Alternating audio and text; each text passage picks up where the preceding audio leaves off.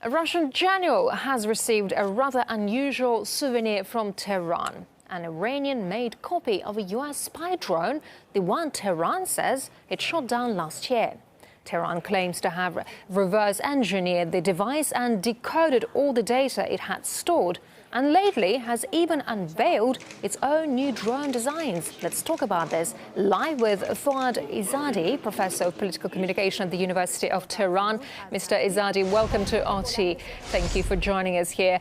Of all nations, why has this drone been given to Russia then? Well, I think in the last many years, Iran's relations with Russia has improved. They have found common ground in areas like the Syrian conflict. I think Russia under President Putin has adopted a more independent foreign policy.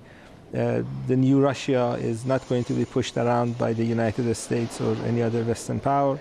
And I think that fits with Iran's foreign policy. And I think because of common history, common border, and common interests in international relations, I think Iran is trying to improve its relations with Russia.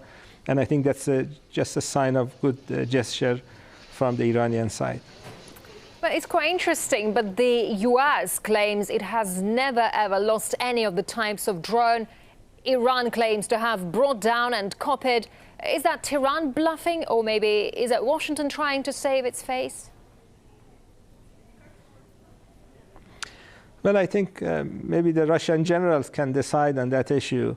Iran has been actually developing technology to be able to basically take over the command and control of United States drones.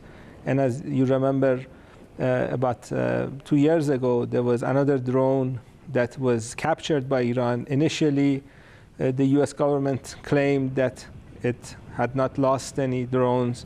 And then when Iran showed the drone, showed the film of the drone, then the US government changed its language and accepted the fact that Iran had actually gotten the drone.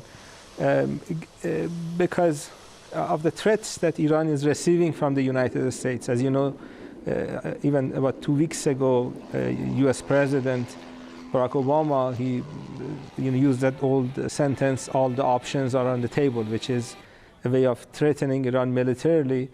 Because Israelis threaten Iran militarily, Iran, I think, has decided to advance its military capabilities, and this is just a sign of improvement in Iran's ability to be able to defend itself. Yes, and back in 2011, the US admitted that Iran actually shot down another model of drone. So does that mean it is able to fend off America's unmanned spy planes and possibly American attacks as well? Yes, it's illegal for the United States to threaten Iran militarily based on United States Charter, Chapter 1, Article 2. It's not only illegal to use force against another country, the language says threat or use of force. So threatening Iran is also illegal. Sending drones into Iranian territory is illegal. And unfortunately, the US government is breaking international law on almost daily basis. And unfortunately, we do not have any condemnation from the United Nations or other international bodies. So Iran feels that the only way to protect the country is just by advancing its defense capabilities. And I think that's what the Iranian government has been trying to do. And apart from copying American drones, Iran recently unveiled its own models of drones. So does that mean that economic sanctions are not hurting its technological progress? Right. We have a good number of good engineers in Iran, and they have been doing an excellent job, not only in terms of military equipment.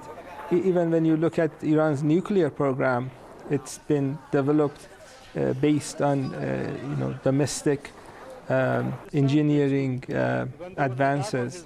Iran is a progressing country.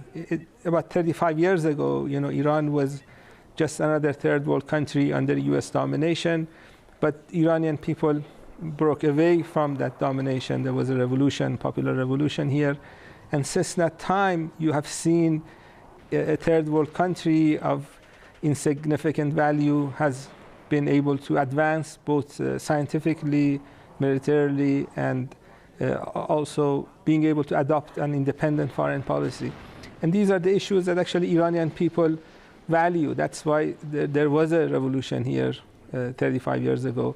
And this is the way, I think, that's going to show the future for Iran as well, being able to advance in different areas. All right. Fuad Izadi, Professor of Political Communication at the University of Tehran. Professor Izadi, thank you very much indeed for sharing your insight with us. Thank you. We appreciate it.